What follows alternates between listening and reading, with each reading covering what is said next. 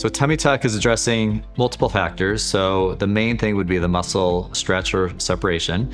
So again, that's rectus diastasis. Not everyone has necessarily muscle separation when it comes to pregnancy. Sometimes just the stretch on the abdominal fascia can create early pregnancy appearance where patients come in, they say, hey, people keep asking if I'm pregnant and I got to make it stop. And so just trying to give them more of an aesthetic appearance and flatter abdomen. Now with that, once you flatten the tummy, sometimes the flank or waistline will maybe be a little more noticeable. So usually adding liposuction to create the best contour, be basically created with liposuction. I typically use vaso liposuction, which minimizes bruising and pain, as well as really giving the optimal results. In addition to that, there's going to be stretch on the skin with pregnancy. And so really tightening that abdominal skin, getting rid of as many stretch marks as possible. And I think our practice, we're really known for creating natural, good-looking belly buttons, which is a huge thing with tummy tucks. That's going to be your telltale sign if someone had a tummy tuck. So creating a really aesthetically pleasing belly button, making it look like a non-operated appearance is the goal.